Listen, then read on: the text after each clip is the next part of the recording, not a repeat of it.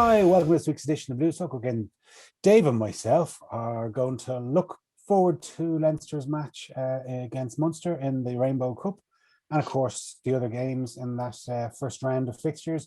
And we're going to look back over Ireland's defeat against France in the Ladies International, and maybe talk more generally about women's rugby. John can't make it tonight because he is going on a tour of the Cardiff Blues Stadium at the moment. Anyway, so look, the Rainbow Cup is starting. Unfortunately, the South African teams had to pull out for presumably COVID and quarantining and all that. And, it's easy for us to throw stones. I was watching a podcast there with on News Talk Off the Ball, and they had Rory O'Connor on, and he was, quite dismissive of, complaining there was no website, there was very little enthusiasm for this competition, etc. But there was a press release saying that they worked tirelessly trying to get a resolution to it, and they couldn't, and they were just hit by brick walls. Like, there's, thousands of people being affected by COVID. It's not just an easy fix to say, oh, fly them to Dubai or play the matches in Spain or wherever. You can't just do that. So no, I don't know, but I really should. I don't know if I doubt very much he watches this. After all, no one else does. But Rory, I don't know if you've noticed, but there's a kind of a thing out there called a global pandemic, and it's playing havoc with a lot of stuff, including sports. Maybe you should, I don't know, read a newspaper or something. Anyway, at the end of the day, there was nothing they could do. I disagree with him about enthusiasm. There was huge enthusiasm for it in terms of the idea of the north-south element of it, of the South African teams. Now that's been kiboshed by the pandemic, and there's nothing anyone could do about it. So it is a bit disingenuous to say that there's no enthusiasm for it. There's no enthusiasm for it now. Well, no, that's not true. The amount of enthusiasm for it has dropped off now that the South African element isn't there. But when the announcement that South Africa is joining the Pro 16 was actually massively, wildly welcomed by rugby fans in this part of the world, in all of the Celtic lands, because it's a great salute. It's something that will raise the profile, raise the standard, and raise the viability financially of our competition. So to say there's no enthusiasm for it is disingenuous. I mean, okay, look, we're playing Munster on Saturday for the 5th time in less than a year. Yeah. I mean, that's a lot, and familiarity does breed a certain amount of content. And what day is it? Tuesday? Oh, we must be playing Munster. That's fair enough. I can understand that, but this is what we're left with. And I mean, there were two choices: this or just pack up. Well, we couldn't just pack up. But we had the choice this time last year. Yeah. They cancelled everything, right? Yeah. And do we want to go back to that? No. I mean, people need some joy in their life. They're going through, tough times. It's hard for everybody. And if you can get a little bit of distraction by watching a rugby match, a hurling match, a soccer match, whatever, that's what, that kind of brings a bit of color to our day. We're kind of in Groundhog Day here. So that's it exactly. I mean, I've seen. I mean, there have been suggestions, not necessarily rugby centric, but to do with sports in general, about sports people getting vaccinated and why should they jump the queue and all that. And to a certain extent, I can understand the thinking behind it. But we're all stuck in lockdown situation, and there are massive concerns out there about people's mental health, about just the general sense of bleakness and ennui that's settling over everyone.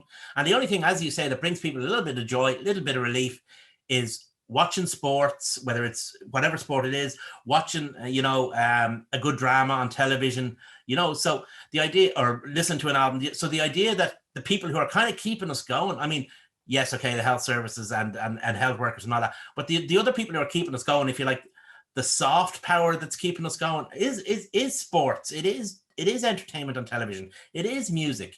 So those things are kind of essential too. So the idea isn't, anyway, the idea isn't as ridiculous as people made it out to be. But yeah, absolutely, we do need some. I mean, okay, what else would we be doing on a Saturday night? Okay, we might complain about, no, we're playing Munster again, but at the same time, at least we have a game against Munster to look forward to.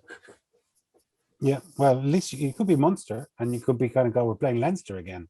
Yeah, but what I'm talking about just is the idea of familiarity breeding boredom. Oh, absolutely. But I'm just saying that, you know, at the same time, you're not going to be as bored as if you were sitting watching fucking reruns of Ant and Dec. No, oh, absolutely. But our point is though that the poor Munster fans are sitting going, "Oh shit, we've got Leinster again." Yeah. Well, I mean, one has to admire their optimism. So they'll probably be going into this thinking, "This is our chance. We've turned the corner." Exactly. Well, but I mean, like, there is kind of criticism of the organizers insofar as they did cut short the original Pro 12 season. And look, hindsight's brilliant, you know. Yeah. Like we all kind of thought, and we all hoped that we'd have this competition with the 4 new South African teams in, and it'll be all hunky dory, and they'd come up here or we could go down there. Unfortunately, that didn't work out, but they kind of made that decision. And it's easy to kind of criticize and be the hurler on the ditch, but like, they had to make that decision. And I think there's the other side of the coin. Super Sports were going to pay 6 million quid, which essentially means each union got 2 million. So Leinster, Ulster, Munster, and Connacht all got 500,000, which probably works out at the, you know, paying for the salaries for all of the lads in all of the academies. Yeah. So, like, who else is going to pay for it? Because I mean, you know, money is running quite thin on the ground in professional sports, and particularly rugby, because we don't have the pulling power that's, you know, sort of Real Madrid or Tottenham Hotspurs have. Is this leading up to a Super League? No. Well, I'm just being facetious, but, like, you know what I mean. We don't have the kind of cash that Premier League teams or Real Madrid's and Barcelona. Look, we don't even have the kind of cash that Sheffield United have. No, you're right. They can buy and sell us 10 times over. Absolutely, like, you know, so, you know, things are kind of tight. They're letting people go in the IRFU and all the rest of it. We all sadly know those stories, but, like, so this money was needed. They had to get this competition running, and thankfully, I believe that money has been paid. So, you know, we're kind of fortunate that the South African TV company kind of coughed up, because they probably might have had an opportunity to get out of it. And we have the advantage as well. Like, I don't know how many people watch it. I don't think a lot of people on this side of the world watch it, but I love watching the Curry Cup. There's a lot of history too, isn't there? It has, yeah. So what we have now as part of our, you know, certainly, okay, we're not going to be playing them, but as part of our competition is we get to see Curry Cup games with Super Rugby teams. Yeah. So that'll be quite entertaining. Yeah, it's look, all they can do is their best. I mean, like you were saying, like, that money that's coming in, right? Like, all of the provinces and the union have had to, you know, furlough staff, let staff go. And the thing is, at the end of this, when this is all over and everything gets back to normal, those people hopefully will all be taken back on. But in order for them to be taken back on, there has to be an organization to take them back on. And that's why stuff like this is so important. Because if the unions and if the branches can just keep ticking over until we get back to, you know, fans in the ground, however it's done, whatever way, then at least there'll be something for people to get back to. Yeah, spot on. So anyway, we play Munster on Saturday. As you said, it's our fifth outing with them since we returned last, when was it, August, September? Yeah. I mean, it's hard to kind of to gauge what team we're going to put out. Like, I was just kind of, you know, going through the selection process today in my mind, and I'm guessing, like, they're going to play the fellas who are just coming back in from injury. So generally speaking, it's not a hard, fast rule, but the guys that they do put up in front of the press pack generally are going to play. So I saw Scott Penny was wheeled out. It's good to see him back. Like, he was out for a month maybe with his hand injury. So, you know, I'm sure fellas like him, I'd say at the start of the season and where he is now, I'd say he's kind of probably progressed further than he thought he was going to be down the path of his career.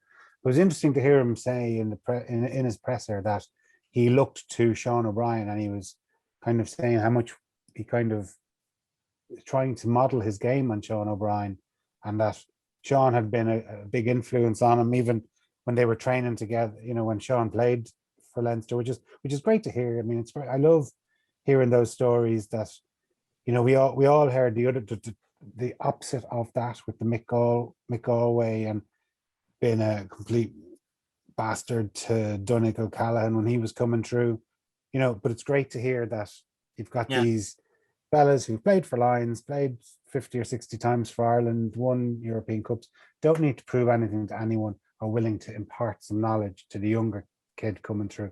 I absolutely love hearing that. Yeah, it speaks to the culture within the Leinster dressing room that, you know, there are no I mean, in fairness to Mick Galway's a nice guy. He was doing it the way it was done in Munster and the way it was done to him. They had a very Darwinian system. Yeah. So he was just playing his part for, you know, no doubt because he thought that's what would be best for Donnacha kind of thing. But at the same time, I'm not entirely sure that works, and I'm certainly it wouldn't work in a Leinster context. The more collegiate system or culture that's in the Leinster dressing room seems to work better for it. And Scott Penny is the latest recipient of it. And you can see it in the way he plays. I mean, like you were saying, like he was probably thinking at the beginning of the season, you know, get a good run of Pro 14 games, maybe be involved a bit for Europe, and I'll be, or maybe even just get considered for Europe. Whereas now he'd be considered, you know, one of the guys who'd be unlucky to be left out. And I'd say he's probably, you know, odds on for if we do make that Pacific Islands tour, I'd say he'd be odds on to go. So there's an Irish cap on the horizon for him. Yeah, there's a lot of, I mean, there's a lot of talk about what the team might be or what the team will be or what the team should be even. As ever, we have no idea because Stu and Leo do it their own way. I'd imagine that it won't be wildly different in terms of profile, although the names may be different, to the team that was picked to play them the last time, in that there'd be a mix of older guys coming back from injury, and the younger guys. Yeah, but there's some big names coming back in off injury. Like, you got Ringrose. He's meant to be there and thereabouts. Darius is coming back from his concussion. James Ryan, Will Connors. You know, so like that's four pretty big names that big hitters would you know be in contention for starting an Ireland game if there was one tomorrow. We've like, I thought it was interesting the language as well that Leo Cullen was using in relation to Sexton, very much playing down his chances, and I'm sure it gave him. It was almost as though it gave Cullen a perfect out. I'm not rushing Sexton back, even if he's not fit for the semi-final. We're not rushing him back. You know, we've got history of former players who've suffered bad concussions, and you know they had to end their career early. He mentioned Kevin O'Loughlin. He mentioned Fogarty. You know, so like obviously put no pressure on Sexton, and also probably nicely kind of saying, how can I make sure that Sexton's rested for this game without drawing too much ire for you never play your good players in the local derbies or whatever. I'd say Sexton's nailed on for the game against La Rochelle. Yeah, of course. Yeah, so it'll be interesting to see. I mean, the narrative for these games is becoming very familiar. You can nearly write it yourself, in that as much as Munster reckon this is a good chance to take us, and to a certain extent they're probably right. We do have our eyes on other prizes. This is not our primary competition. It's not our secondary competition. But it'd be important to get some silverware under the belts, because you have to start somewhere. So they'll be going all guns blazing for this game. Whether those guns will be enough is questionable. But they'll certainly, I'd say, pick the strongest team available to them. Well, I mean, like, if they are a club of integrity, we kind of know what they are, in fact. I'm not not saying they're not. Like they have to give their inverted commas star players, the Murrays, O'Mahony's, CJ's, an opportunity to have one last hurrah to get selected for the Lions. Yeah. So they kind of owe it to those players to be, it's all well and good to say, oh, give Casey some game time, but the reality is he's not going to get on the Lions tour. Murray might, and like I'm sure that they want to give those lads as big an opportunity to impress, because it's a tertiary competition. Yeah, and exactly, and it's I don't know, maybe there's an onus on the clubs to kind of provide that platform to the players to impress. Like one lad, I mean, we have to mention, Benty has kind of confirmed what we all kind of sadly suspected was going to happen. But I mean, I just was looking at some of his stats. He came to the club in 2012, played 9 seasons with us, won 155 caps. Surprised me when it said he scored 7 tries. Can't really remember too many of them, but no doubt they were. I'd say he ran a grand total of 7 inches for those tries. Yeah. He got 4 Ireland caps as well. I mean, I thought he was very harshly treated when he started out. Like, he was on a hiding to nothing. There's a hurley, hit a few slitters outside on the on the pitch down in Carton House. And by the way, you're starting against South Africa before you've even moved into your apartment or your house or whatever. Yeah, he joined at one of those. Ireland every couple of years can be guaranteed to go through a tight head crisis. Happens every couple of years, regular as clockwork. Ireland to go through a tight head crisis, and he came over to Leinster basically on a development contract. No, nothing more than that. And landed in Dublin in the middle of a tight head crisis. And there was I think there were 2 tight heads fit in the country. One started and Benty sat on the bench. Like, he came on against South Africa and he won that penalty with his first piece of play. So, he wasn't ready for that level of competition at that time. He wasn't brought in to play at that level of competition at that time. So he got kind of hung out to dry by the expectations, when the expectations didn't really match the reality.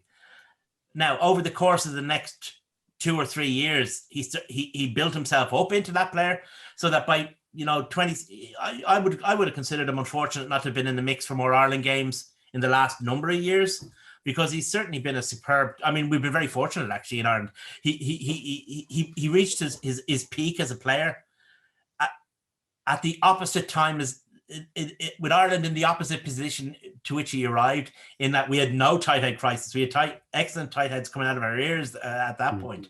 And he was very unfortunate in that regard. Because go on.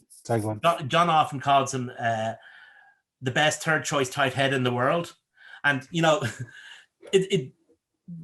that may sound like you're damning him with faint praise, but if you look at the 2 tight heads who are ahead of him again in Leinster, then you look at the quality of tight heads that are available in Europe, and he's operating on that level now.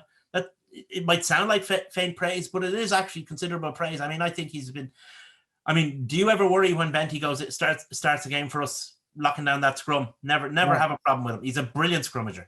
And he has been brilliant for us. And I always say it's not your Robbie Henshaws and it's not your James Ryans and it's not your Johnny Sextons that win Pro 14s.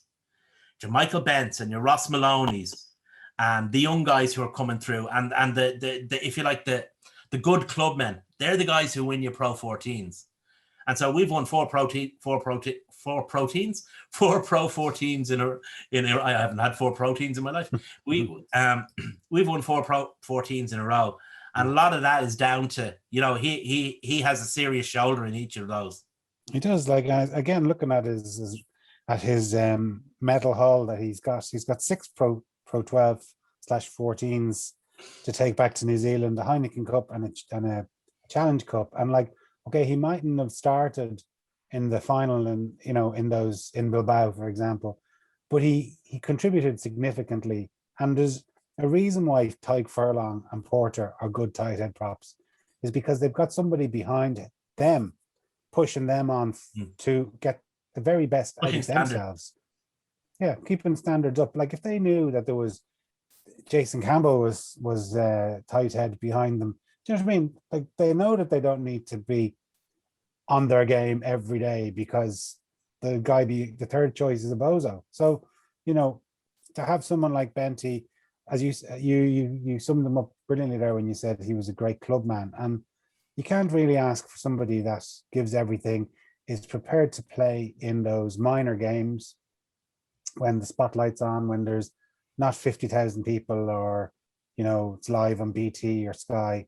Like he's the lad that will tug out against Ebre and against Scarlets or whatever on a wet Friday night in the RDS when it's kind of mundane. And, you know, he certainly didn't let standards drop, or, you know, throw his toys out of the pram and I played for the Highlanders, or I was an Irish international once and I'm reduced to this. You know, he was ultra professional. And you know, I'm sure I'll speak for yourself, but we obviously, and all of us in Blues Talk, wish him I know Leinster fans wish him the very best with himself and his wife and his two kids, the very best for his future when they move back to the farm in New Zealand.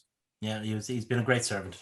Yeah, great player. So you know, talking of tight heads, and I mentioned them earlier, like I'm still concerned that Furlong's contract hasn't been sorted out. I thought it would have been, you know, we got all of the Leinster ones out of the way last week, and we're now kind of hitting end of April and Tig's still not signed up. I'm sure it will be, but I'm just want it to be done and dusted, and, you know. So I don't like it. I don't like it when these things drag on, because the longer it takes, the more opportunity is for a better bid. Yeah, well, like, I mean, you don't want, it's like sort of sharks with blood in the water, isn't it? You know, and they go, I don't know, I'm just, let's say Racing Metro, or just thinking, oh, there's maybe if we offer him $1 million a year, would he come to us? Don't want that to happen, clearly. And the thing about Furlong is he'd be a very attractive player to a wide variety of clubs, because he's not just a scrummaging prop, and he's not just a ball playing prop. He can do both with equal facility. And the fact that he's so bloody good, you know, he's got a very high profile, played for the Lions, obviously, you know, and then even his little cameos playing for Ireland and Six Nations this year, little, you know, or even shrugging off the Kiwis that time that he kind of just threw three of them off him. Sort of a Macho Man Randy Savage body check, and followed up by a little Ty Kennelly fast shoe shuffle to beat people. Like, you know, he's kind of well known, and you just want him signed up and give him a 3-year deal and get on with it. Down. Yeah, but like, I hope the IRFU have learned from their lesson of whatever 7 years ago with Sexton. Give your best player the biggest contract and get on with it, and stop haggling over, you know, a few grand. Like, I appreciate that the money isn't as Flehulock, but it would be a pretty big kick in the nads if your highest profile player doesn't resign, because they've signed everyone else. And it's, you know, like anyone who was looking for a deal. It's a tricky position, because the tight head prop, I mean, after out halves and scrum halves, or after out halves and scrum halves, I mean, tight head props are some of the highest paid players in world rugby, because good ones are so rare. If only I had have known that, Dave. Yeah, you might have practiced a bit more. I would have kept going. Yeah, less time in the pub, more time on the pitch. But might have helped. Might have helped. That's it. You know, he's I'm sure he knows what his value is, and I'm sure he wants, even in these times, I'm sure he knows what his value is, and I'm sure he wants to achieve it. And if he doesn't, I guarantee you, there's plenty out there that will. Yeah. Well, look, we don't know what either team is going to be, and we don't know how. I mean, like, from a Leinster point of view, you've got to say it's kind of nearly the ideal fixture that they want. They want someone who's going to be gunning for them. We don't want any injuries, clearly, but like this has got to be a better fixture where we can, if we lose, it's not the end of the world. Even less so than in a Pro 12 game, because really, if you win or if you lose the Rainbow Cup, I don't think the coaches are going to be sacked. Well, but it gives us an opportunity to bring some players back that have been out, showcase, like from their point of view, showcase their, like for instance, Darius. Like it wasn't that long ago we were saying, God, Darius could be on the Lions team the way he's playing, and then he gets injured. Then his replacement Conan comes in, plays brilliantly, and you're kind of going, well, he could be I the still Lions. Wouldn't risk Darius if he's but I'm still not going to risk Darius in a Heineken Cup semi-final. I mean, he's only played, a few minutes against Munster in that game. Like, so he's probably gunning, saying, actually, I'm ready to rock and bring it on, which is great for him.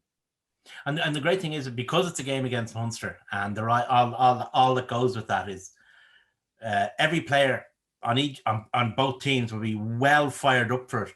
But at the end of the day, if Leinster lose, the players won't spend all Sunday in bed crying. But because of the nature of the competition. Yeah, but like our two very important. Well, I know that all players are important, but two particular players who are very important to us are Sexton, who I don't think will play. They're kind of hinting at his not giving him time to recuperate. I don't think he'll play either. And James Lowe, and I'm not sure about James Lowe, but in previous matches when Leinster have played, they've seemed to got a reaction from both those lads to wind them up. And I think James Lowe I don't want more than yeah, no, okay, fine, but I don't want to be in a situation where James Lowe gets a bloody red card, which are, they're far more commonplace than they were 5 years ago, right? And I don't want, I'd hate to see a situation, where the likelihood, based on our last couple of big games and selections for the round of 16 and the quarterfinal, James Lowe was starting on the wing.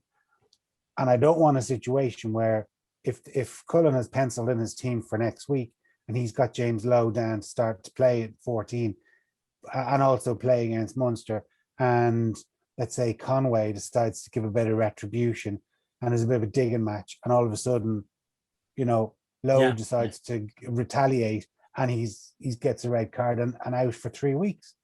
And I don't think I mean he got that red card that time, but that was one of those one of those ones where the ref was like, well, it wasn't on purpose, but I've got no choice, I have to send you off. Yeah. So that could happen, but that could happen to anyone. That wasn't a James Lowe thing. What James Lowe does annoy them immensely, but he does it by being better than them. Yeah, but don't forget, right? Whatever about the players, he also annoys their fans because he ultimately takes a position that they think that they've got equally good, if not better, players. Like they, back years ago, they couldn't really have a go because their centres were A, not Irish qualified, and B, were never as good as O'Driscoll and Darcy.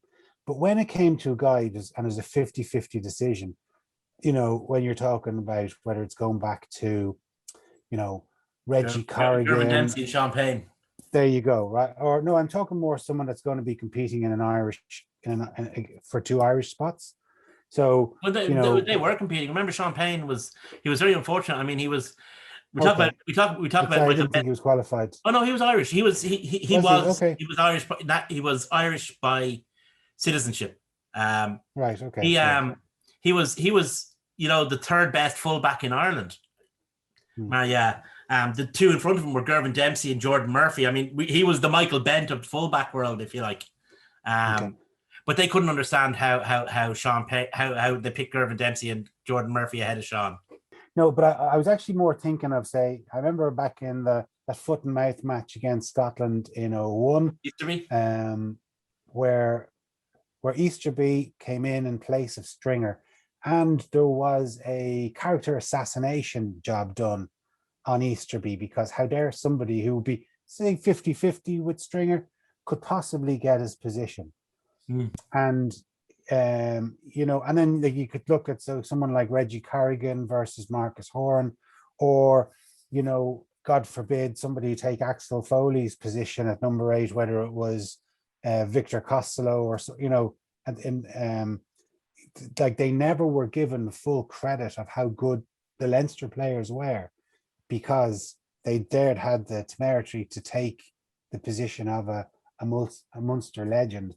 And it's the same with Lowe, that James Lowe comes in and he's not good enough, and immediately has one bad game for Ireland. He's not good enough, not good at that standard. So the alternative, bring in the Munster lad Conway, or bring the Munster lad Earls back into the team there, because your Leinster lad's not that up to speed. There are a certain amount of mental gymnastics involved in being a Munster fan sometimes, because you want the Irish team to be both comprised entirely of Munster players whilst having no Munster players on it. That's you want those two things at the same time, because you don't want your players going away and getting hurt, and at the same time you don't want anyone else playing for Ireland. Yeah, well, we've all heard the shouts of "Come on, Munster" during an Ireland match, so always surprises me.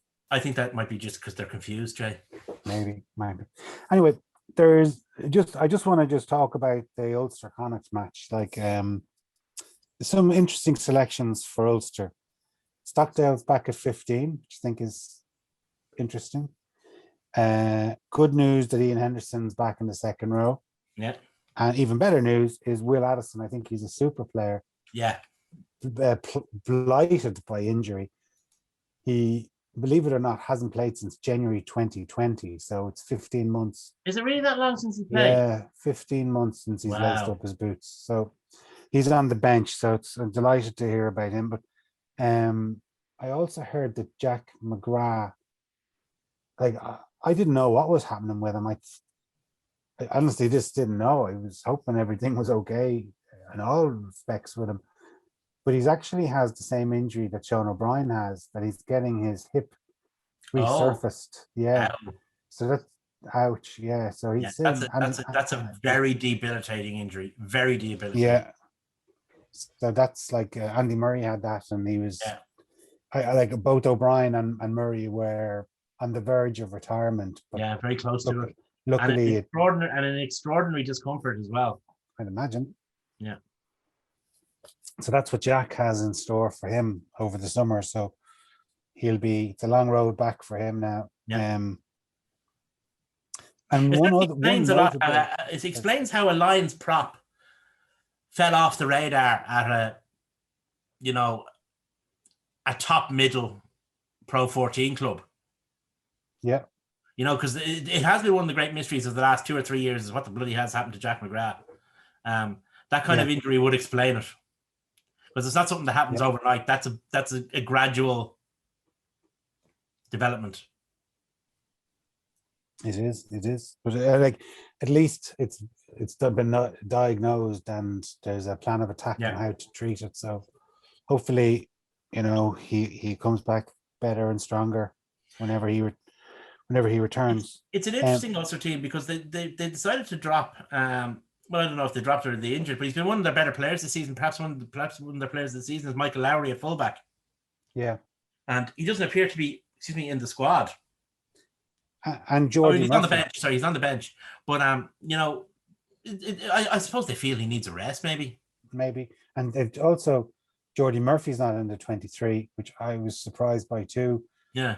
Considering that they've let Coetzee go back to South Africa prematurely or early.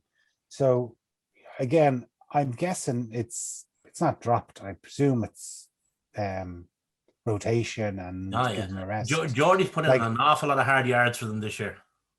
And I mean, Ulster have obviously a semi-final against Leicester to come next week in the in the Challenge Cup. So like they kind of have bigger fish to fry.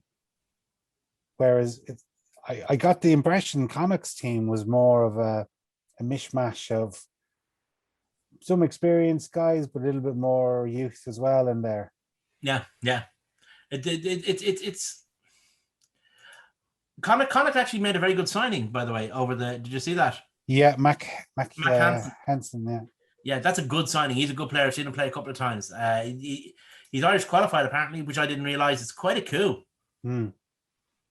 Yeah, there's a big Aussie influence there now. They've got your man John Porsche and Ben O'Donnell in the back line. Yeah. John Porsche has been a good signing for them. Yeah, been a very successful signing for them. Yeah, they just need to make sure that your man Papali'i is not either taking quick tap and goes or getting himself red carded. Yeah. Like but he's exciting to watch as well. It's kind he is, yeah.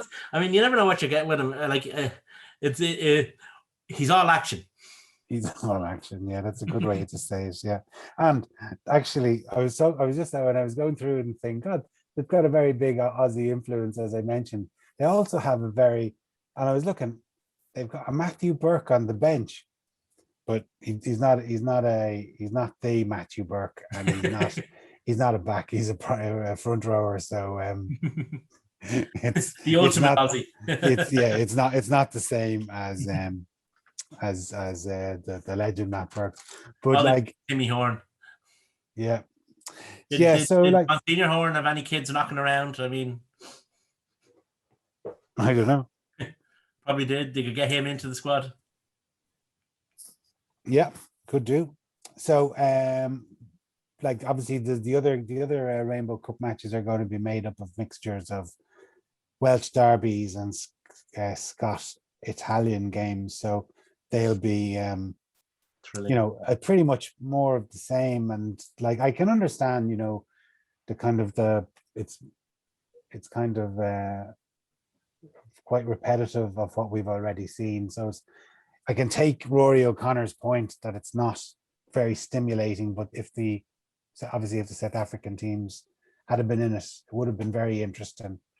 Sadly, they're not. But we look forward to them next year or next season, and hopefully when it was good to see that Leinster have launched the season tickets, which means that they must be. Check your junk mail folders, folks, because the email is out today. Yeah. So, I don't I know we've probably spoke about it, but they did want to get government approval of allowing 2,000 people in if they were tested. I don't know how far down the road that is, but at least it's been offered to the government. Might be. Yeah, apparently they haven't got back, but I don't think the government were going to get back by return of mail anyway. It's something that's going to have to go through a number of hoops. With 600 cases today, I'm guessing their priority isn't going to be that. But yeah, they're probably quite busy. Yeah, they might be. We kind of touched on it last week, Dave, and we kind of ran out of time, and we said we returned to it. Now, I noticed there was a few people had commented on Leinster fans about it, so maybe it kind of stimulated a little bit of thought in other people's minds. But we just wanted to touch on with something we don't really talk about very often. Was the women's game, and it was interesting seeing it last week that there was a lot of hype about it in the lead up to it. There was no other Irish rugby matches on except the ladies' game, and sadly, they underperformed against France. But obviously, France are a very, very good side. But I'd say, if you spoke to any woman that was playing, they'd say that they let themselves down, but I'm sure they could have done a lot. They would have felt they could have done it and played a lot better. But very happy with their discipline. They conceded an awful lot of penalties, which they did the week previously as well. So it's something that they probably would have worked on, and they did, and they'd be unhappy to not have fixed it. A lot of the estimation out there in the general public, not necessarily in people who watch rugby, but the general public is, okay, Ireland and France are pretty much ranked the same in world rugby. So in the men's game. So in the women's game, they're probably about the same as well, and they aren't. This is a new Ireland team. It's been rebuilding under a new coach since the debacle of 2017. So Ireland have slipped down the world rankings. France are quite close to the top of the world rankings, and the biggest difference of all is that Ireland are an amateur team, and France are a professional team, and that makes a huge difference. I mean, it makes a massive difference on a Monday morning when Linda Dugang has to go in and put on her scrubs and work in a hospital, and Claire Malloy has to put on her scrubs and work in a hospital, and then when the French players go and get into the ice baths and get ready for a video session, it does make a huge difference.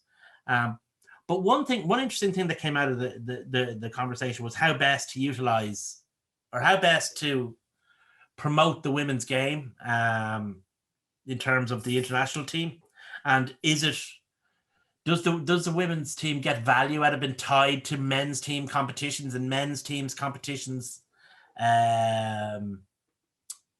patterns, or would they be better off with the women's primary women's tournament been different than the primary men's tournament?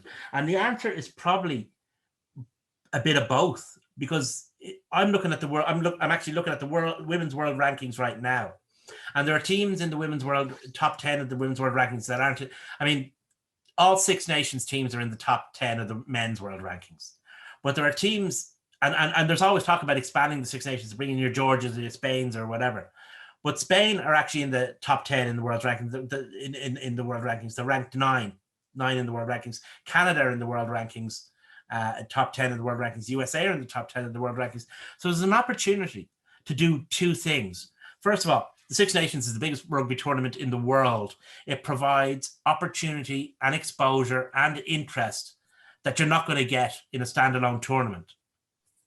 At the same time, there's no reason why the Six Nations that participate in the women's tournament have to be the same Six Nations as in the men's tournament, or even limited to Six Nations. The women's primary tournament could start before the men's tournament, finish after it, take advantage of the opportunities the men's tournament provides to them in terms of exposure and blah, blah, blah, blah, blah, by doubling up the game. So Ireland play Italy in the men, Ireland play Italy in the women, and then, but you could also play Spain, you could also play Canada, you could also play USA, the Northern Hemisphere, if you like, women's teams in the top 10, and expand the tournament and make it its own thing. Yeah. Well, like, so you do both. I think though, like, we saw what happened when there was when Ireland played Wales the weekend that Leinster played Exeter, and there was probably a 20 minutes, half an hour where the two matches didn't clash. Yeah. And I've no doubt that there was a huge number of people who were ready to watch the Leinster Exeter game, flicked onto the women's game, watched it for 15 minutes, saw that Ireland were, doing pretty well, winning comfortably, and flicked over to Leinster Exeter. But I wonder if you have had a reversal of that. I don't think there would have been too many people that'll say, "Oh, I'll watch the first few minutes of the Leinster match and then I'll flick over to the ladies' match." So, I personally think that you have this enormous the biggest rugby competition in world rugby. Why not utilize all of the marketing of it? Like, I don't know whether it still goes on, but certainly when I played, there was lots of other, like, they don't get any notoriety, but the Irish Army play against the French, or they used to. There was like not on play against one another. What's that? The Doyle rugby team plays against the yeah. So like there's kind of there's a massive promotional and so and it's kind of like a festival of rugby. The Six Nations is, and if Ireland are playing England, like, I guarantee you there's the Irish students probably play. They did in my day anyway. The Irish students played the English students, and so it wasn't just the under 20s and the the women, and that the ones that are on telly, there's a myriad of other sporting teams. So it's like, why not be involved in that? And like, they do get their slot on TV. Yeah.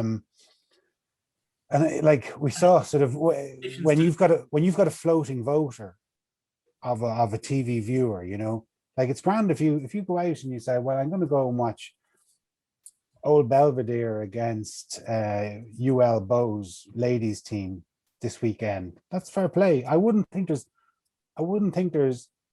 more than a few hundred of those. But there's a few 100,000 that are watching rugby on telly, and if you've got them for, say, well, if there's no other match on, I'll watch the ladies' game, you might actually win a few people over. Yeah, I mean, well, I'm always convinced that anyone who watches that women's team will follow it, because just because of the nature of the players involved and the effort that goes into it. It does remind me an awful lot of, the game when before it became. I mean, we haven't reached Super League levels yet, but I mean, there's more of a purity to the women's game in many ways than there is to the men's game. But if you've got a Six Nations weekend, that's three. You've got a Friday night, Saturday, and a Sunday for fixtures, and you've got three teams. You've got the under-20, you got the men's under-20s, the women's Six Nation, the women's senior national team, and the men's senior national team. So you've got 3 days. Each team can only play on one day. So what that means is you can put those three games on. Absolutely, yeah. And cover them in full.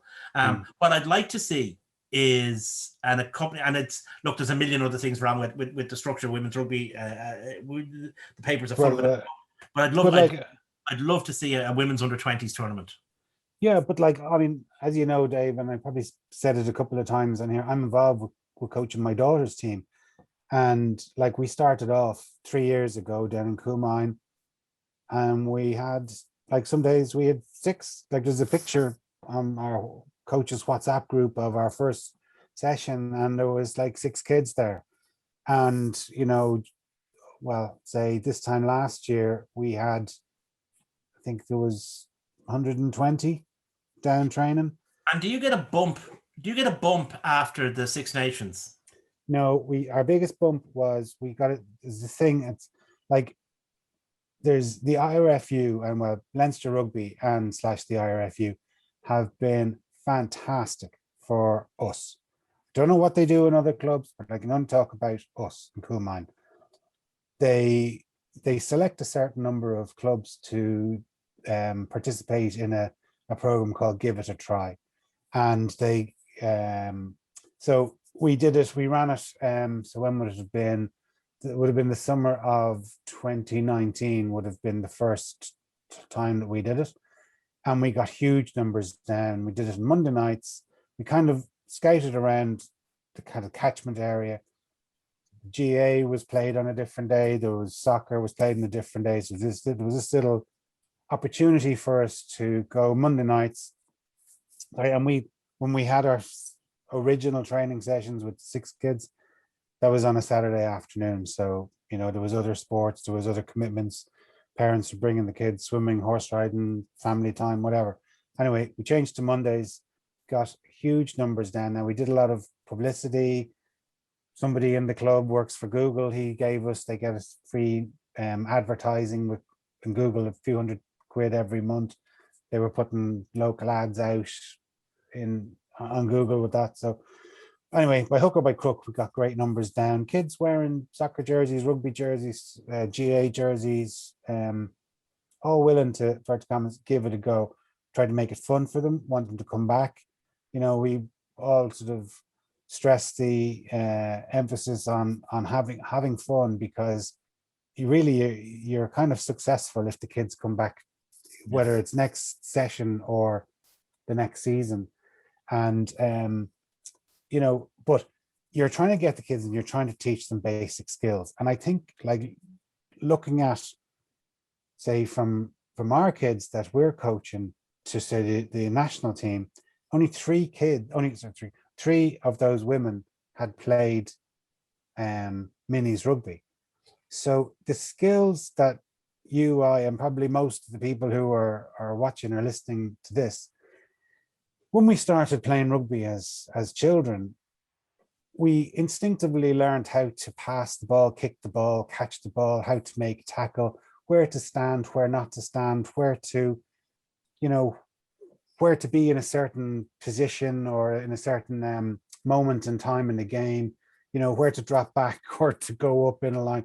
And these become instinctive to you. But it's very hard when you say to somebody who's used to playing basketball, GAA, soccer, athletics or swimming or whatever whatever the background of the individual person or woman is, you've got to think differently now, and you've got to think like a rugby player.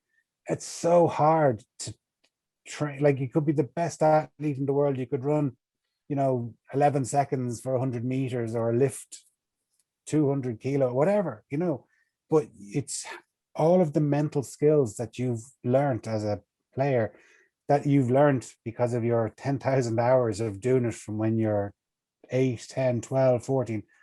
And I think that's the biggest deficit. It's the skills deficit. And it's the soft skills. It's knowing where to. Instinctive skills. Instinctive skills. It's like we can you teach any person how to scrummage, how to lift in a line out, how to ruck, how to maul. But it's just knowing where to stand in certain situations, how to read the game, because you've seen it. Your brain is the biggest and fastest computer that there is, and it can instinctively go back, you know, 15 years ago to a match you would have played as a kid and remember this situation, and then slot in and say that happened and it's going to happen again, and you look at some of the best players like O'Driscoll, or you mentioned Gervin Dempsey. How many times did the ball bounce on Gervin Dempsey? You could probably count them in one hand, because he knew where that ball was going to be kicked, and inevitably he was underneath it. And like, you can't coach that. That is something that you learn over playing the game for, you know, 10, 15 years before you get, and like, you know, I think I mentioned this. You know, Larissa Muldoon has been fantastic for us in Coolmine. She's the Leinster Rugby Development Officer in our area, and she's been nothing but brilliant. And the enthusiasm, and the kids love her coming down. She brings down internationals. She brought down Lindsay Peat just before the last lockdown in whenever it was, October, November, I can't remember, so long ago.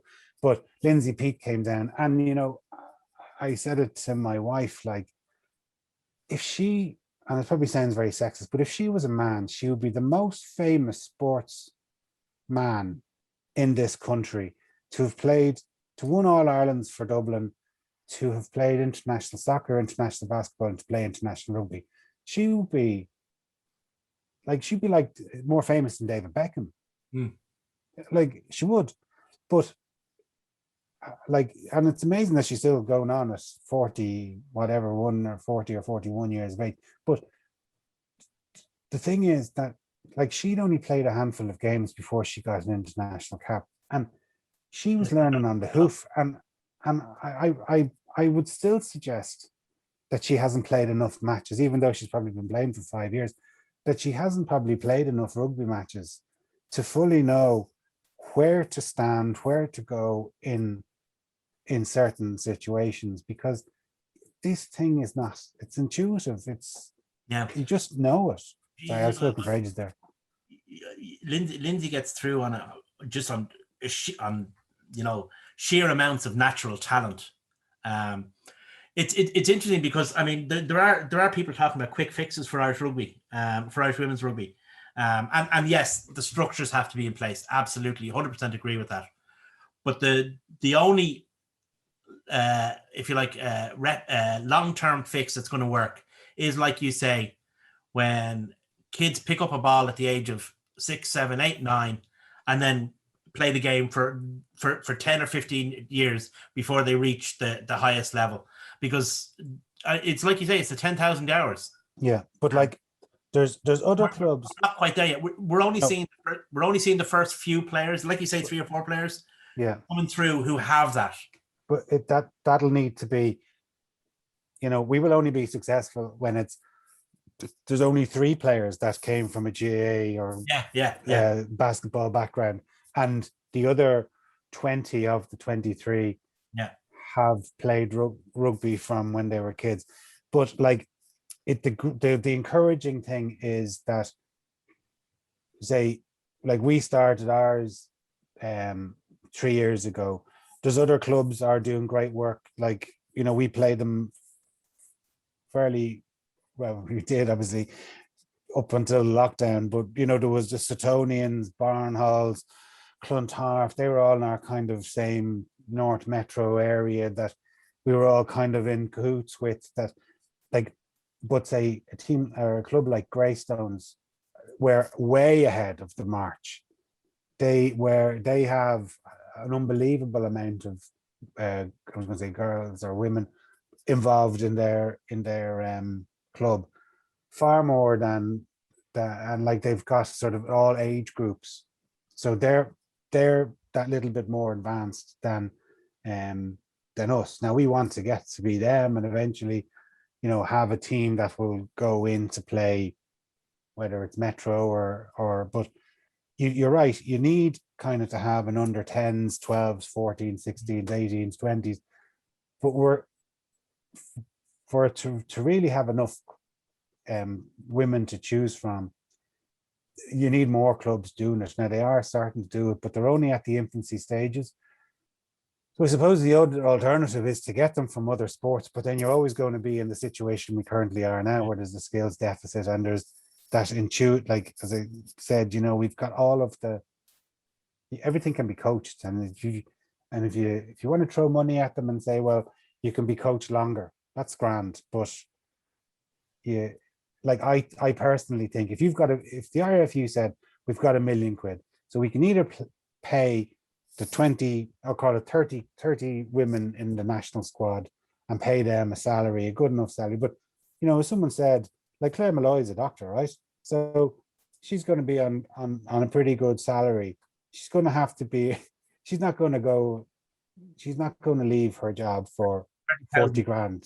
Like, do you know what I mean? Now, the 40 grand might be attractive to someone coming out of college. It's the old thing, you can't build a pyramid from the top down. Yeah.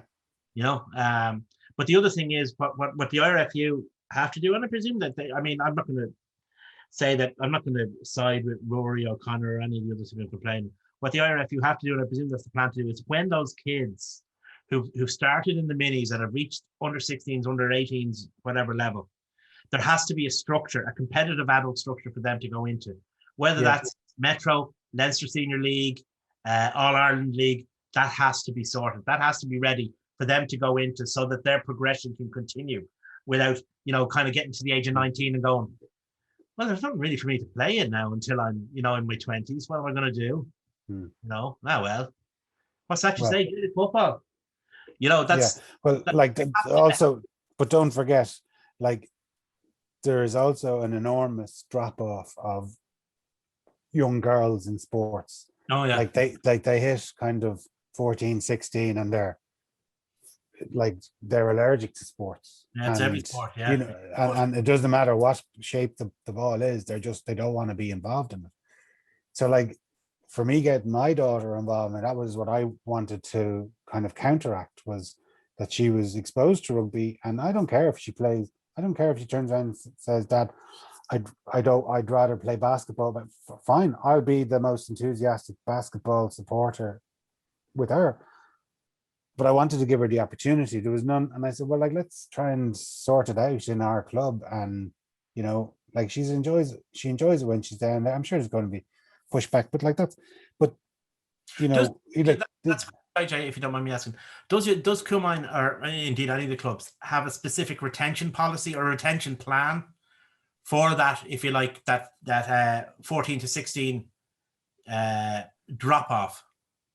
Well, we want to get, it's sort of like the shotgun effect, that we know there's going to be, just if you throw a load of them on it, some will stick and some will go. And like, that's really all we can do. You can't You can't force someone's arm and say you're going to play, and No, no, you want them to be down in the club. But you want like, them to be down there because they enjoy it, and exactly. But like, you know, like if you say from a Leinster point of view, the pathway for the men's is through the schools, right? And there's schools that have been playing rugby for 100 years, and you know they produce brilliant, ready to go professional rugby players into the Leinster Academy.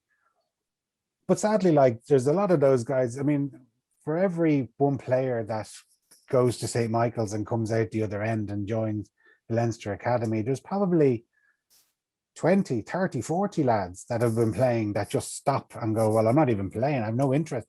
I've played senior cup and like it just was too much, too intense, and I'm done. And I don't want to play when I go to university, or I don't want to join my local rugby club. And that's them done. And they don't play. And like, you know, when I played, or when you played, you probably played with fellas who were 20 years older than you. Like they were 40-year-olds knocking around with 20-year-olds because they loved it so much. I think those days are gone. Like there's no 40-year-olds. There's hardly anyone who's, you know, mid-20s still playing. So like that. I was talking to a guy. He says that he reckons that the seniors, like the wildebeest or whatever, he reckons that they're gonna have to start at 30. Yeah, you know, that's the way it is. But like, here's a question. We may as well talk about the parallels. I mean, obviously Leinster have the schools progression pathway. Sorry, I was just gonna finish my point, then go back. But there's no schools playing rugby. Like you might get, like, say, my kids in Mount Sackville. So that's actually the question I was going to ask. So carry on. Yeah. So like, you know, say St. Bridget's GA, now when she was in the primary school there, St. Bridget's GA will come in and they would do kind of a demo 1 hour a week, and they'd get skills of catching and kicking and passing for GA. And you know, there was talk of the Leinster development officers going into the schools, but it's kind of like a demo. It's part of their sort of their PE, you know, it's kind of more than anything. Yeah, so it's not really like what you would think of a say a extracurricular as it was when I was in school, that you know, you might, I don't know, do press ups or whatever in a PE class, but on a Wednesday afternoon you went out and you played. You were like a swarm of bees around a honeypot, and you swarmed here, there, and yonder, following a rugby ball around. Or I'm sure there was other fellas playing, you know, GA or soccer or tennis or cricket, or whatever they were playing. But for us, it was, you know, learning when you were sort of 9 years of age, learning how to play rugby, at a very sort of, you know, infantile level. But that kind of gave you the stepping stones to go up through as you got older to play, you know, to play at the same infantile level, just with hairier guys. Exactly. Yeah.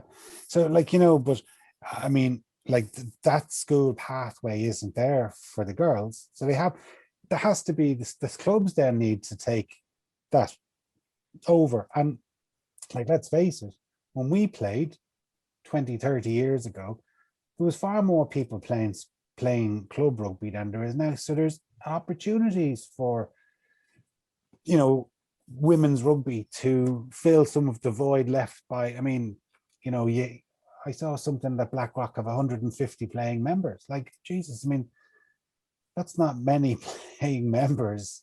For one of the most famous clubs in the world. One of the most famous, yeah.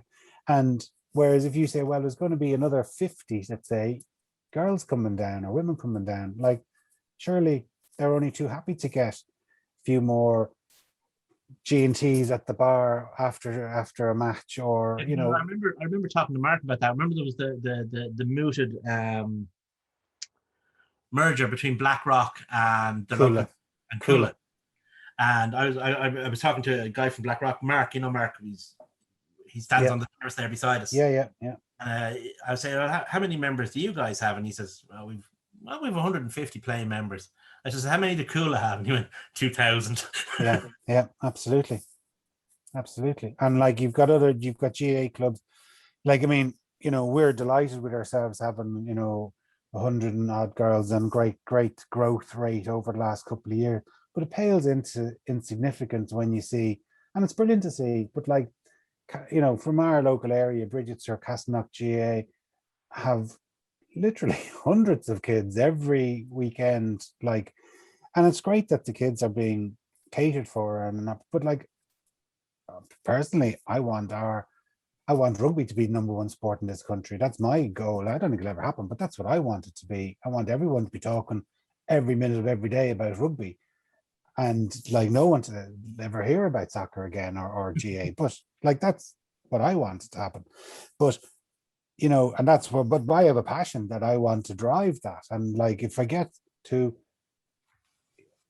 as to our club having 100 kids rather than 10 kids playing with in the girls team, that's what we're going to going to try. And like next year it's going to be 200 and the year after it's going to be 300, and we just get more coaches in. And if it means we're going to have a problem with the committee on where do we have the space, that's a great argument we're going to have. And if it means leasing the pitch or going to another pitch, so be it, we'll do it. But like that's our goal You'll is go back up to the back pitch in Coolmine Community School if you're exactly. But I mean, but like, sorry, just going back onto our little discussion on this. Like, so if schools don't have it, the clubs have to come in, but they do. You're 100% right. They do need, like, we kind of are just showing our kids how to train and how to play, and then the matches are kind of their blitzes. They're not really matches or proper league program, or they're just kind of a festival, and at the end of it there's everyone's kind of clapped off, and then there's sandwiches and sweets up in the for all of the kids, but they're blitzes, and they're not really. Coolmine are playing against Bective this week, or this week, and next week we play against Suttonians or whoever. So like that does need to be put in place, but I think we're trying to coach the kids the basics of the game. Like, they don't know what an offside is. They don't know. They know to pass the ball backwards. They half know. the referees don't. Well, true. Yeah, that's true. But like, it comes down this, like you get some, like, I suppose like every sport, you get very enthusiastic dads, but they probably haven't a clue. But they just want what's best for their daughter or their sons, but they really don't have. Like, I remember having this discussion, let's say, with another father who would have an interest in rugby but wouldn't have much knowledge of it. Let's put it like that. And all he wants to do is get the kids doing tackling. That's all he wants to do. And I'm like, I want the kids to run away from the tackle. I want them to run. They're first of all, that they're girls, and therefore they're not as big and as strong and as powerful as boys. So therefore, let's use that and their evasiveness rather than crashing into each other. So let's train them. The first thing that we want them to do is run into the gap where there's two defenders, run to the gap instead of running straight into the person in front of them. And to try and get this into his brain was, it just, and I don't think I actually have convinced him. I think the first thing, what do we do? We do some tackling practice. We do some skills so that they know how to pass the ball. And when we throw a few balls up in the air and make sure they can catch it, instead of, like, tackling, of course, is important, but like, so, like, sort of coaching is very important. But again, the IRFU and particularly Leinster have been excellent. Like, they organize courses, there's seminars, there's loads of videos available online, like that. If you're going, well, I've got a session today, what am I going to do with the kids for an hour? You can go in, there's a huge number of videos that you can go in, and it'll give you a little, like, you've kind of, them anyway in your mind from when you played or listened to when training. but they kind of give you reminders and sort of, oh, you put them into grids and do this drill and grand. No, there could be 20 and you go, well, I'll use 5 of them. But they make them fun because at the end of the day, the kids are quite young and they can be, you know, they can kind of lose concentration. So they kind of make them fun and interesting. But it kind of gives them that they're still getting used to passing the ball behind them, that there's somebody on either side of them, or, you know, that there's someone coming towards them so they have to make a decision.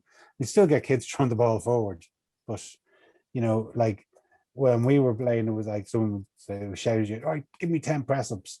Like the man on the coaching course I was at, he was like, that's the last thing you do. You don't want to make this training session that they don't enjoy it, that their arms are sore at the end of it. They want to make it fun because you've won if they come back next week. And that's, I suppose, you know, but like, I suppose we rambled on there for a lot, but you know, it was a good chat and it was one worth having, Jay.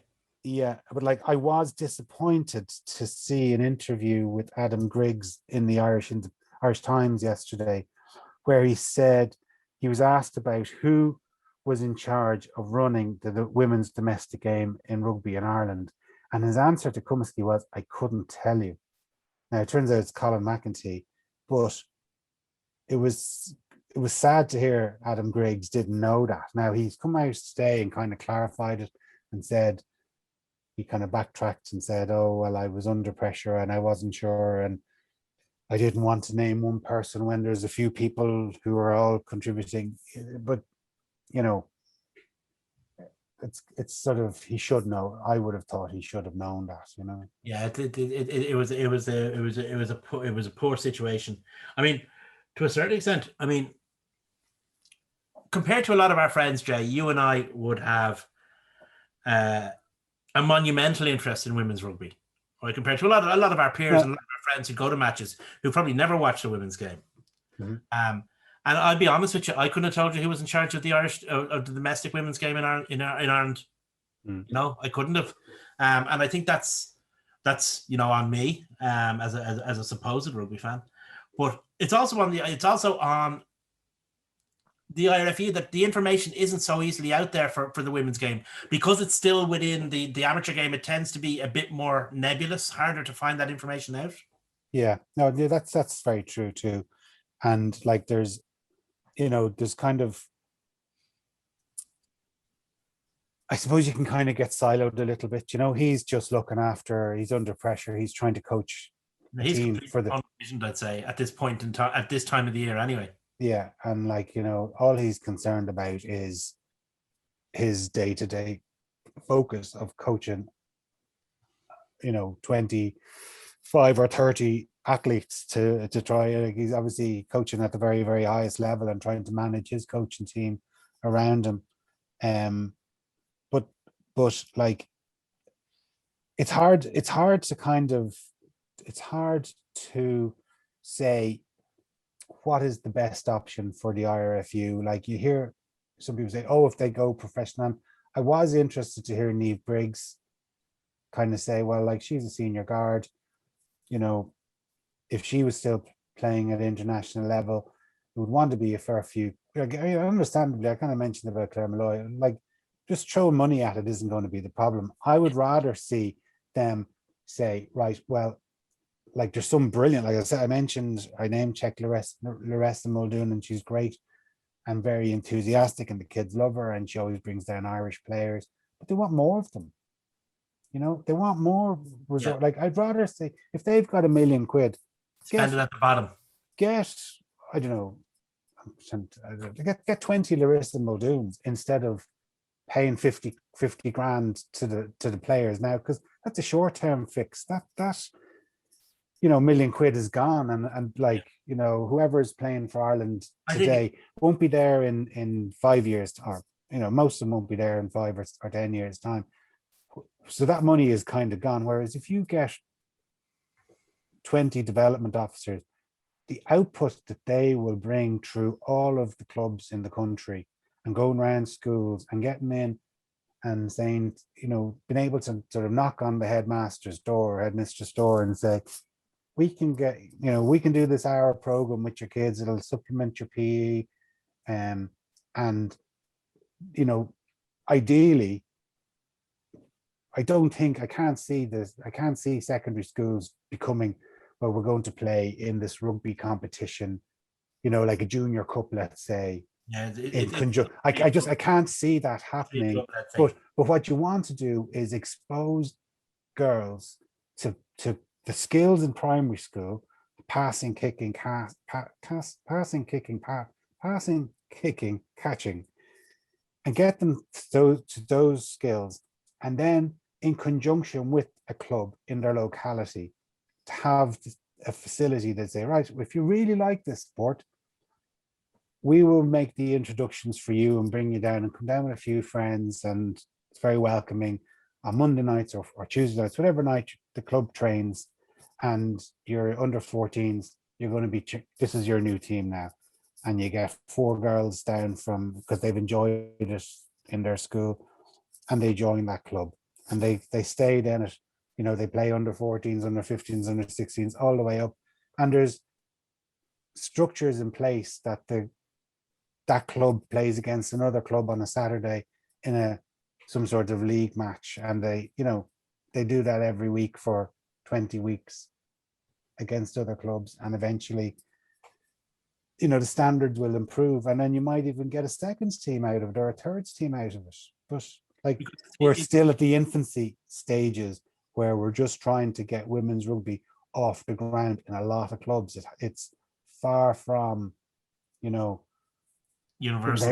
Been able to say, oh, or yeah, any of those women that were playing like the biggest accusation about Dublin, like we're talking about Dublin GAA because they're kind of like the local behemoth, and we see it in our area, is about, it's not so much that Dublin have a huge amount of money, it's that Dublin have a huge amount of money to spend on games promotion officers. If you listen to any of the complaints about Dublin over the last, since they won the All Ireland, it's about how much money they have to spend on games promotion officers. And the games promotion officers are the Larissa Muldoons, etc. of the Gaelic Games. And we see it in our area. We see it with St. Bridget's, and we see it with Castleknock. I mean, you go to any public park in Dublin 15 on a Saturday morning, and it looks like an explosion in an O'Neill's factory. There's so many kids running around the place playing, and that's where the money has to be spent. I agree with you wholeheartedly. You can't build a pyramid from the top. You have to build it from the bottom. And the best investment in sport. I have no objection to the international players receiving a stipend or a bursary or whatever, but the money has to go into development officers and regional development officers and community development officers, and making sure that guys like you, the volunteers in the clubs, making sure that they get the training, they get the access to the passport site, the World Rugby passport site, and all that kind of stuff, so that when you get a situation, when you reach a critical mass, you have a bunch of players coming into the national team who've all been playing rugby since they were 6, 7, 8, 9, 10, and you might be in a position to take the game professional then. Yeah, well, like, yeah, you know, but like, yeah, I was just laughing to myself saying, well, you could play these kind of the upper echelon, but if they get injured, there's no one coming behind them. Yeah, you know, invest in the kids coming through now, and you will continue to have, and eventually you might get to the stage where there's critical mass to play exactly, and that there's, I mean, you know, it is the fastest growing sport in the world is women's rugby, by the way. Really? Yeah, it is. I mean, now it's probably some sort of statistic that is easily manipulated. I think more claims that at one point or another. But I mean, if you look at how long it took men's, and now obviously there was a whole cultural thing, but men's rugby didn't really go properly professional until, I mean, we know it went open in 95, but it wasn't really until, 2000, mid 2000s, that the professional game, as we know, was an evolved thing. And that's over 150 years, 200 years of rugby. Yeah. So I'm not suggesting that the women's game should be made wait that long, and I would never suggest that. But I do think that if there's money to spend in Irish rugby on women's rugby, that the best place to spend it is at the base of the pyramid. Yeah, wholeheartedly agree. And like, I think we should have a stipend or a bursary for the senior internationals. Yeah, but like, again, I think we need to be careful about that. Or something. Yeah, but they do need to be careful with that, because you know, there's certain players are on a very well, like everyone no, are well 100%. paid, and it has to be like, I mean, you can kind of say like the IRFU went down the road of, say, making the sevens professional, but the sevens were predominantly made up of girls in their late teens, early 20s. And, when a small salary is quite attractive, as you move through your 20s, that small salary becomes less and less attractive. And particularly the amount, like, it sounds amazing going, oh, well, we're playing in the Rio Sevens this week and we're in the Las Vegas Sevens next week, and then we're in Paris, and then we're back over to wherever. Like, that sounds a very sexy lifestyle, but you're living in a hotel room, you're not really seeing much of the places, and you don't have a lot of cash to come when you come home from it. And all your peers their careers are starting to take off as they get a little bit older. It's I'd say that sexiness would wear off very quickly, after 3 or 4 years of it. But like we do see, say, there's Stacey Flood and Amy Lee Murphy-Crowe have come into the team this week from the sevens program, and they've actually, like, that girl Amy Lee has replaced one of the girls who's playing for Sale. Like, so there's 4 girls, saying that they are in the squad, who were playing over in England in the, say, professionally, and they've dropped 2 of the professionals this week. They've dropped the winger, and they've dropped Claire Malloy. So, I thought that was quite interesting, particularly with that debate about paying the players. I'm not saying that they shouldn't be compensated, but I would just say that if you've got a limited amount of money to spend, that money should be spent at the bottom rather than. I 100% agree with what you're saying. Yeah. Okay, I think we've probably spoke about that for a little bit too long. Probably bored a lot of people with my coaching prowess. One coach who's slightly better than me is Ronan O'Gara. He's just a little bit. I don't mind saying it, Dave. I don't mind saying it. No, if you're comfortable with it. Well, he has a bit of a jump start. He's got a few more years just ahead of me. That Con thing, Jason. It's the Cork Con. It's all politics. That's it, exactly. He played for Con. But I see he's after getting. It's what political power do Wanderers have in Irish? None at all. So he is signed on for another 3 years at La Rochelle. So that's that's such a great move for him, because he will know nobody in Munster when he comes back, or Ireland. Yeah. It's brilliant. And by the time that contract is up, Munster will have given Van Graan the toe end, and the guy who comes in to actually fix all the stuff it'll still be 2 years, so he can get all kind of stuff fixed, and then O'Gara can come in. Yeah. But no, it is a good. I mean, it's always really hard to step from one side of the white line to the other. And as you say, by the time he comes back, I mean, I don't know if he will. To a certain extent, it is inevitable. I think that he'll come back to coach Munster. But by the time he comes back, there'll be nobody left that he played with. Yeah. Isn't it amazing that Mark McCall is never included in the conversation? Yeah. I mean, okay, like we've all got our views on Saracens because they were our biggest rival for a couple of years, right? But like, he was the most successful Irish coach for fucking ages, and he's never thought of as being a potential. And even, the whole narrative is, it's only a matter of time before Paddy and Rog come back to coach Ireland. Like, what about Leo Cullen? Look at the job he's done. I'd say Mark McCall, between coaching and playing, probably has more medals than Rog and Paul O'Connell combined. Yeah, could have done. And he didn't, and Mark McCall didn't win too many playing. Well, he would have. In fairness, 2 Celtic leagues, I think, as a player, wouldn't he? Well, certainly one. Not sure if 2, but certainly one. But you know what I mean. Like Yeah, well, that's what a coach is. he did win a Heineken Cup medal. He was injured for the final. Do you remember? He played in '99. You're right. Yeah. Yeah, but like, I think was he coaching in 06 when they won it? Yeah. Yeah. They won the Celtic League. When they won the Celtic League, he was Yeah. coach then, wasn't he? Yeah. Well, look, I mean, he's never a part of the like. But I saw that John O'Gibbs has gone to Claremont, and I'm just trying to grasp at straws. I hope that would that have possibly have created a little bit of friction within the La Rochelle side that. I don't think so. They're used to that in France. France, the movement between clubs is much more similar to football, to soccer, than it is to movement between clubs in Ireland and England.